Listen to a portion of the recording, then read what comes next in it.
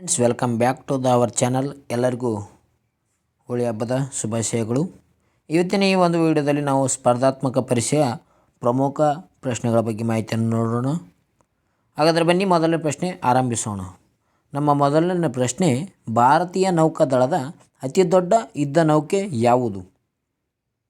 ಅಂದರೆ ಭಾರತೀಯ ನೌಕಾದಳಕ್ಕೆ ಸಂಬಂಧಿಸಿದಂತೆ ಅತಿ ದೊಡ್ಡದಾದ ಯುದ್ಧ ನೌಕೆ ಯಾವುದೆಂಬುದು ಇವತ್ತಿನ ಪ್ರಶ್ನೆಯಾಗಿದೆ ನೋಡಿ. ಇದಕ್ಕೆ ಸರಿಯಾದ ಉತ್ತರ ಆಪ್ಷನ್ ಸಿ ನೋಡಿ, INS ವಿಕ್ರಾಂತ್. INS ವಿಕ್ರಾಂತ್ ಇದು ಭಾರತದ ಒಂದು ಅತಿ ದೊಡ್ಡ ಯುದ್ಧ ನೌಕೆ ಆಗಿದೆ ಅಂತ ಹೇಳ್ಬೋದು ನೋಡಿ, INS ವಿಕ್ರಾಂತ್. ಮುಂದಿನ ಪ್ರಶ್ನೆ ಹೋಗೋಣ. ಭಾರತೀಯ ಸಂವಿಧಾನದ ಪ್ರಕಾರ ಸಾರ್ವಜನಿಕ ಆರೋಗ್ಯ ಯಾವ ಪಟ್ಟಿಗೆ ಸೇರಿದೆ? ಅಂದರೆ ಸಂವಿಧಾನದಲ್ಲಿ ಒಟ್ಟು 3 ಪಟ್ಟಿಗಳ ರೀತಿಯಲ್ಲಿ ನೀಡಲಾಗಿದೆ. ಅಂದರೆ ಕೇಂದ್ರ ಪಟ್ಟಿ, ರಾಜ್ಯ ಪಟ್ಟಿ, ಸಮವರ್ತಿ ಪಟ್ಟಿ. ಕೇಂದ್ರ ಪಟ್ಟಿ, ರಾಜ್ಯ ಪಟ್ಟಿ, ಅದೇ ರೀತಿಯಾಗಿ ಸಮವರ್ತಿ ಪಟ್ಟಿ. ಈ ರೀತಿಯಾಗಿ 3 ರೀತಿಯಲ್ಲಿ ನೀಡಲಾಗಿದೆ. ಅದರಲ್ಲಿ ಈ ಸಾರ್ವಜನಿಕ ಆಗಿರ್ಬೋದು, ಆರೋಗ್ಯ, ಇವು ಯಾವ ಪಟ್ಟಿಗೆ ಸೇರಿದೆ ಎಂಬುದು ಪ್ರಶ್ನೆ ಆಗಿದೆ ಅಂತ ಹೇಳ್ಬೋದು. ಇದಕ್ಕೆ ಸರಿಯಾದ ಉತ್ತರ ಆಪ್ಷನ್ಸ್ ಬಿ ನೋಡಿ, ರಾಜ್ಯ ಪಟ್ಟಿಗೆ ಈ ಸಾರ್ವಜನಿಕ ಆರೋಗ್ಯ ಸಂಬಂಧಿಸಿದೆ. ಅದೇ ರೀತಿಯಾಗಿ ಈ ಕೇಂದ್ರ ಪಟ್ಟಿಯಲ್ಲಿ ಬರೋದು ವಿಷಯ ಯಾವಪ್ಪ ಅಂತಂದರೆ ಬ್ಯಾಂಕಿಂಗ್ ವಿಷಯಕ್ಕೆ ಸಂಬಂಧಿಸಿದಂತೆ ಆಗಿರ್ಬೋದು, ಅಥವಾ ವಿದೇಶಿ ವ್ಯಾಪಾರ ಬಗ್ಗೆ ಸಂಬಂಧಿಸಿದಂಥ ಮಾಹಿತಿ, ವಿಮೆ ಆಗಿರ್ಬೋದು. ಈ ರೀತಿಯಾಗಿ ಈ ಕೇಂದ್ರ ಪಟ್ಟಿಯಲ್ಲಿ ಕಂಡುಬರುವ ಅಂಶವಾಗಿದ್ದಾವೆ ಅಂತ ಹೇಳ್ಬೋದು. ಸಮವರ್ತಿ ಪಟ್ಟಿಯಲ್ಲಿ ಶಿಕ್ಷಣ ಸಂಬಂಧಿಸಿದೆ. ಶಿಕ್ಷಣ, ಅಳತೆ, ಈ ರೀತಿಯಾಗಿ ಸಮವರ್ತಿ ಪಟ್ಟಿಯಲ್ಲಿ ನಾವು ಕಾಣಬಹುದಾಗಿದೆ ನೋಡಿ. ಮುಂದಿನ ಪ್ರಶ್ನೆ ನೋಡೋಣ. ಆಧುನಿಕ ಭಾರತದ ಪಿತಾಮಹ ಎಂದು ಯಾರಿಗೆ ಕರೆಯಲಾಗುತ್ತದೆ? ವೆರಿ ಇಂಪಾರ್ಟೆಂಟ್ ಆದ ಪ್ರಶ್ನೆ ಇದು ನೋಡಿ. ಅಂದರೆ ಆಧುನಿಕ ಭಾರತದ ಪಿತಾಮಹ ಎಂದು ಯಾರನ್ನು ಕರೆಯಲಾಗುತ್ತದೆ? ಇದಕ್ಕೆ ಸರಿಯಾದ ಉತ್ತರ ಆಪ್ಷನ್ಸ್ ಬಿ, ರಾಜಾರಾಮ್ ಮೋಹನ್ ರಾಯ್. ಇವರನ್ನು ಆಧುನಿಕ ಭಾರತದ ಪಿತಾಮಹ ಎಂದು ಕರೆಯುತ್ತಾರೆ ಅಂತ ಹೇಳ್ಬೋದು ನೋಡಿ. ಇವರು ರಾಜಾರಾಮ್ ಮೋಹನ್ ರಾಯ್ ಆಧುನಿಕ ಭಾರತದ ಪಿತಾಮಹರಾಗಿದ್ದಾರೆ. ಮುಂದಿನ ಪ್ರಶ್ನೆ ಹೋಗೋಣ. ಭಾರತದ ಯಾವ ಪರ್ವತ ಶ್ರೇಣಿಯು ಯುವ ಪರ್ವತ ಎಂದು ಪರಿಗಣಿಸಲಾಗಿದೆ? ಭಾರತದಲ್ಲಿ ಕಂಡುಬರುವ ಪರ್ವತಗಳಲ್ಲಿ ಯುವ ಪರ್ವತ ಎಂದು ಕರೆಯುವ ಪರ್ವತ ಯಾವುದು ಅಂತ ಪ್ರಶ್ನೆ ಕೇಳಿದ್ದಾರೆ. ಇದಕ್ಕೆ ಸರಿಯಾದ ಉತ್ತರ ಆಪ್ಷನ್ ಸಿ, ಹಿಮಾಲಯ. ಹಿಮಾಲಯ ಪರ್ವತ ಶ್ರೇಣಿ ಭಾರತದ ಯುವ ಪರ್ವತ ಶ್ರೇಣಿ ಎಂದು ಪರಿಗಣಿಸಲಾಗಿದೆ ಅಂತ ಹೇಳ್ತೀವಿ. ಅದೇ ರೀತಿಯಾಗಿ ಅತ್ಯಂತ ಹಳೆಯವಾದ ಪರ್ವತಗಳು ಯಾವುದು ಅಂದರೆ ಅರವಳಿ ಪರ್ವತ ಶ್ರೇಣಿಗಳು ಅಂತ ಹೇಳ್ಬೋದು ನೋಡಿ. ಯಾವುದು? ಅರವಳಿ ಪರ್ವತ ಶ್ರೇಣಿಗಳು ಅತ್ಯಂತ ಹಳೆಯ ಪರ್ವತ ಶ್ರೇಣಿಗಳಾಗಿವೆ. ಈ ಅರವಳಿ ಪರ್ವತ ಶ್ರೇಣಿಯಲ್ಲಿ ಈ ಗುರುಶಿಖರ ಕಂಡುಬರುತ್ತದೆ. ಗುರುಶಿಖರ ಕಂಡುಬರುವುದಲ್ಲಿ ಅರವಳಿ ಪರ್ವತ ಶ್ರೇಣಿಯಲ್ಲಿ.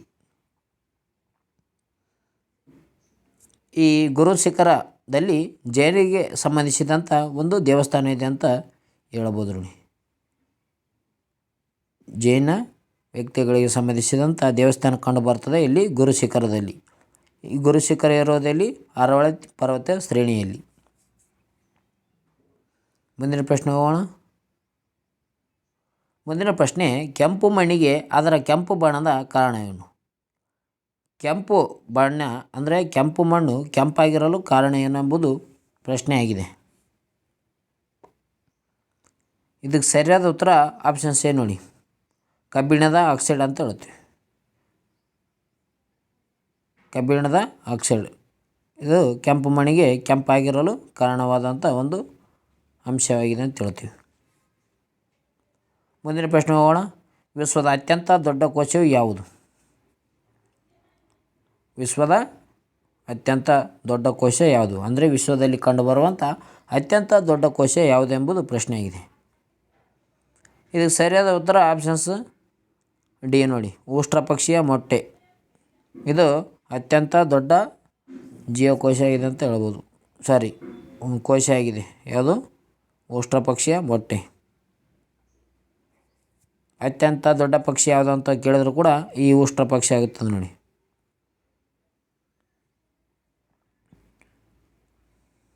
ಮಾನವನ ದೇಹದಲ್ಲಿ ಕಂಡುಬರುವ ಅತ್ಯಂತ ದೊಡ್ಡ ಜೀವಕೋಶ ಯಾವುದು ಅಂದರೆ ಅಂಡಾಣು ಅಂತ ಹೇಳ್ಬೋದು. ಮಾನವನ ದೇಹದಲ್ಲಿ ಕಂಡುಬರುವ ಅತ್ಯಂತ ದೊಡ್ಡ ಜೀವಕೋಶ ಅಂಡಾಣು. ಅದೇ ರೀತಿಯಾಗಿ ಅತಿ ಚಿಕ್ಕ ಜೀವಕೋಶ ಯಾವುದಪ್ಪ ಅಂತಂದರೆ ಮಾನವನಲ್ಲಿ ಕಂಡುಬರೋದು ವೀರ್ಯಾಣು. ವೀರ್ಯಾಣು ಅಂತ ನಾವು ಹೇಳ್ತೀವಿ. ವೀರ್ಯಾಣು ಮಾನವ ದೇಹದಲ್ಲಿ ಕಂಡುಬರುವ ಅತ್ಯಂತ ಚಿಕ್ಕ ಜೀವಕೋಶವಾಗಿ, ದೊಡ್ಡ ಜೀವಕೋಶ ಅಂಡಾಣು ಹೆಣ್ಣು ಮಕ್ಕಳಲ್ಲಿ ಕಂಡುಬರುತ್ತದೆ. ಮುಂದಿನ ಪ್ರಶ್ನೆ ಹೋಗೋಣ. ಚಂದ್ರನ ಗತಿಯು ಯಾವ ಗ್ರಹಶಾಸ್ತ್ರೀಯ ನಿಯಮದ ಆಧಾರದ ಮೇಲೆ ನಡೆಯುತ್ತದೆ? ಅಂದರೆ ಈ ಚಂದ್ರನಲ್ಲಿ ಒಂದು ಚಲನೆ ಯಾವ ವ್ಯಕ್ತಿಯ ನಿಯಮದ ಪ್ರಕಾರ ನಡೀತದೆ ಎಂಬುದು ಪ್ರಶ್ನೆಯಾಗಿದೆ.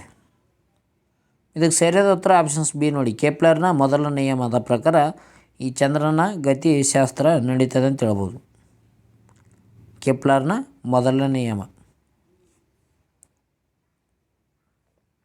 ಮುಂದಿನ ಪ್ರಶ್ನೆ ಹೋಗೋಣ. ಗ್ರೀಕ್ ರಾಜನಾದ ಸೆಲ್ಯೂಕಸ್ ನಿಕೇಟರ್ ಯಾರನ್ನು ಸೋಲಿಸಿದರು? ಅಂದರೆ ಈ ಗ್ರೀಕ್ ದೇಶ ಒಬ್ಬ ರಾಜರಾಗಿರ್ತಾರೆ. ಆ ರಾಜ ಯಾರಂದರೆ ಸೆಲ್ಯೂಕಸ್ ನಿಕೇಟರ್. ಈ ಸೆಲ್ಯೂಕಸ್ ನಿಕೇಟರ್ ಅವರು ಭಾರತದ ಮೇಲೆ ದಾಳಿ ಮಾಡಿದಾಗ ಇವರನ್ನು ಸೋಲಿಸಿದಂಥ ಭಾರತದ ವ್ಯಕ್ತಿ ಯಾರು ಎಂಬುದು ಪ್ರಶ್ನೆಯಾಗಿದೆ.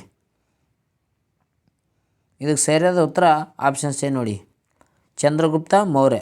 ಚಂದ್ರಗುಪ್ತ ಮೌರ್ಯ ಅವರು ಈ ಗ್ರೀಕ್ ದೇಶದ ರಾಜನಾಗಿರುವಂಥ ಸೆಲ್ಯೂಕಸ್ನನ್ನು ಸೋಲಿಸುತ್ತಾನೆ.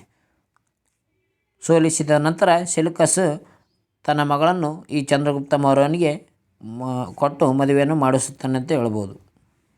ಅವರು ಸೆಲ್ಯೂಕಸ್ ನಿಕೇಟರ್. ಮುಂದಿನ ಪ್ರಶ್ನೆ ಹೋಗೋಣ. ದ್ವಿತೀಯ ಪಂಚವಾರ್ಷಿಕ ಯೋಜನೆಯ ಯಾವ ಮಾದರಿಯನ್ನು ಅನುಸರಿಸಿತ್ತು? ಅಂದರೆ ಪಂಚವಾರ್ಷಿಕ ಯೋಜನೆ ಬರ್ತಿದ್ದವು. ಅದರಲ್ಲಿ ಎರಡನೇ ಪಂಚವಾರ್ಷಿಕ ಯೋಜನೆ ಯಾವುದಕ್ಕೆ ಸಂಬಂಧಿಸಿದೆ, ಅಂದರೆ ಯಾವ ಮಾದರಿಯನ್ನು ಒಳಗೊಂಡಿದೆ ಎಂಬುದು ಪ್ರಶ್ನೆಯಾಗಿದೆ. ಇದಕ್ಕೆ ಸರಿಯಾದ ಉತ್ತರ ಆಪ್ಷನ್ಸ್ ಎ ಮಾಲ್ನೋಬಿಸ್ ಮಾದರಿ. ಅಂದರೆ ಎರಡನೇ ಪಂಚವಾರ್ಷಿಕ ಯೋಜನೆ ಈ ಮಾಲ್ನೋಬಿಸ್ ಮಾದರಿಯನ್ನು ಒಳಗೊಂಡಿದೆ ಅಂತ ಹೇಳ್ಬೋದು ನೋಡಿ. ಮುಂದಿನ ಪ್ರಶ್ನೆ ಹೋಗೋಣ. DNA ಆವಿಷ್ಕಾರಕ್ಕೆ ಸಂಬಂಧಿಸಿದ ವಿಜ್ಞಾನಿಗಳು ಯಾರು? DNA ಸಂಬಂಧಿಸಿದ ವಿಜ್ಞಾನಿಗಳು ಯಾರು ಎಂಬುದು ಪ್ರಶ್ನೆಯಾಗಿದೆ ನೋಡಿ. ಇದಕ್ಕೆ ಸರಿಯಾದ ಉತ್ತರ ಇದು ಕೂಡ ಆಪ್ಷನ್ಸ್ ಎ ಸರಿಯಾದ ಉತ್ತರವಾಗಿದೆ. ಅಂದರೆ ವಾಟ್ಸನ್ ಮತ್ತು ಕ್ರಿಕ್ ಇವರು DNA ಆವಿಷ್ಕಾರಕ್ಕೆ ಸಂಬಂಧಿಸಿದಂಥ ವ್ಯಕ್ತಿಗಳಾಗಿದ್ದಾರೆ. ಇವರು 1953ರಲ್ಲಿ ಈ DNA ಆವಿಷ್ಕಾರವನ್ನು ಮಾಡುತ್ತಾರೆ ಅಂತ ಹೇಳ್ಬೋದು. 1953ರಲ್ಲಿ ಈ DNA ಆವಿಷ್ಕಾರ ಮಾಡುತ್ತಾರೆ. DNA ಅಂದರೆ ರೈಬೋನ್ಯೂಕ್ಲಿಕ್ ಆ್ಯಸಿಡ್ ಎಂಬುದು DNA ವಿಸ್ತೃತ ರೂಪವಾಗಿದೆ.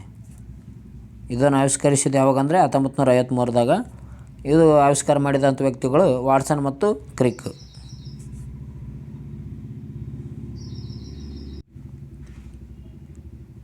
ಇವರಿಗೆ 1962ರಲ್ಲಿ ನೋಬೆಲ್ ಪ್ರಶಸ್ತಿ ಪಡೆದುಕೊಳ್ಳುತ್ತಾರೆ.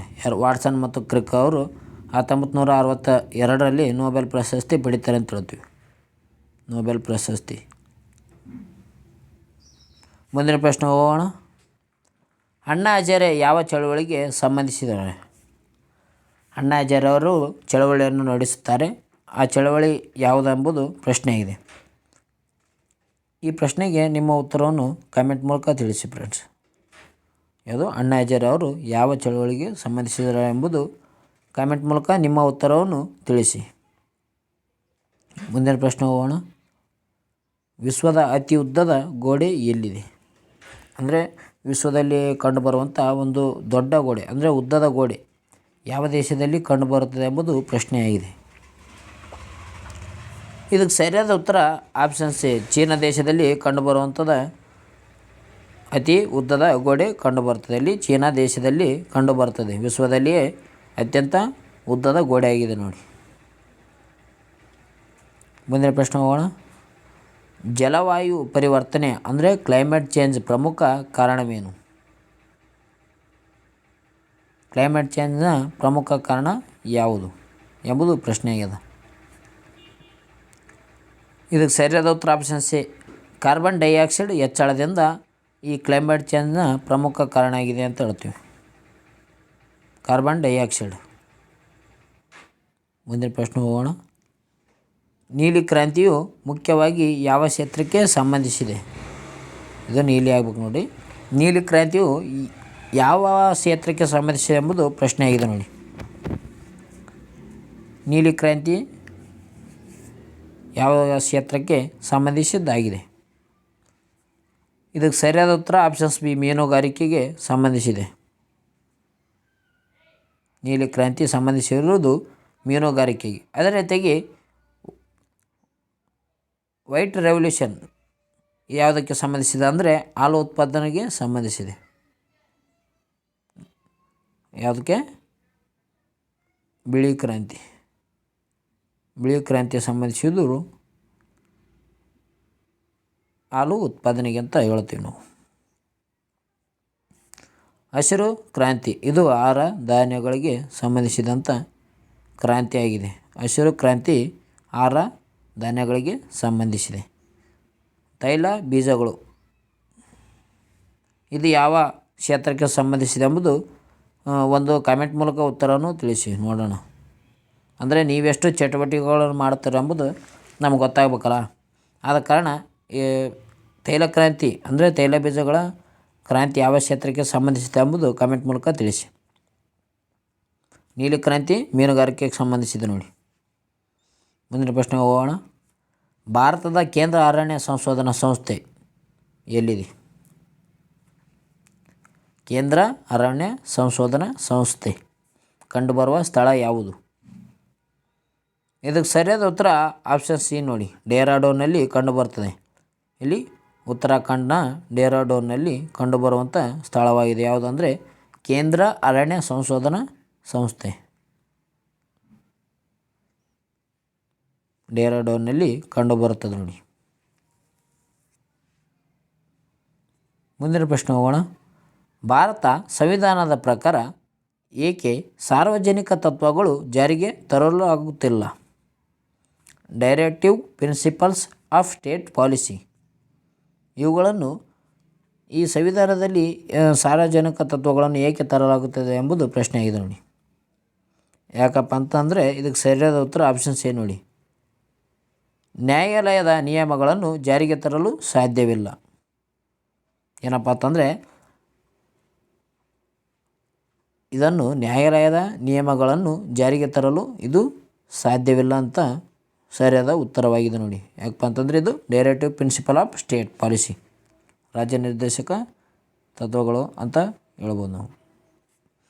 ಇವುಗಳನ್ನು ಸಂಸತ್ತು ಒಂದು ಕ್ರಮಬದ್ಧವಾಗಿ ನೋಡಿಕೊಳ್ಳಬೇಕಾಗುತ್ತದೆ. ಇದರಲ್ಲಿ ನ್ಯಾಯಾಲಯ ಈ ನಿಯಮಗಳಿಗೆ ಜಾರಿಗೆ ತರಲು ಸಾಧ್ಯವಿಲ್ಲ ರಾಜ್ಯ ನಿರ್ದೇಶಕ ತತ್ವಗಳನ್ನು.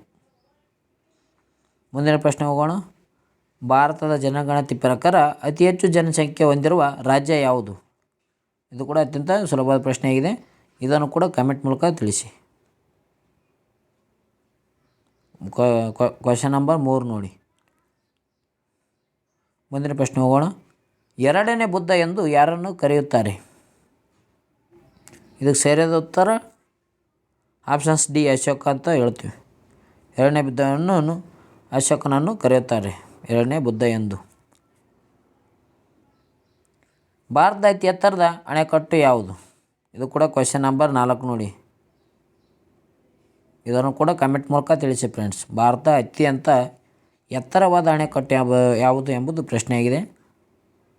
ಇಷ್ಟೊತ್ತು ಹೇಳಿದ ಕ್ವೆಶ್ಚನ್ಗಳಿಗೆ ನೀವು ಚಾಚು ತಪ್ಪದೆ ಕಮೆಂಟ್ ಮೂಲಕ ಉತ್ತರವನ್ನು ನೀಡಿ. ನೀವು ಎಷ್ಟು ಆ್ಯಕ್ಟಿವಿಟೀಸ್ ಮಾಡ್ತೀರ ಎಂಬುದು ನಮಗೂ ಕೂಡ ತಿಳಿಯುತ್ತದೆ. ಓಕೆ, ಈ ವಿಡಿಯೋ ನಿಮ್ಗೆ ಏನಾದರೂ ಇಷ್ಟ ಆಗಿದರೆ ಲೈಕ್ ಮಾಡಿ, ಶೇರ್ ಮಾಡಿ, ಸಬ್ಸ್ಕ್ರೈಬ್ ಮಾಡಿ.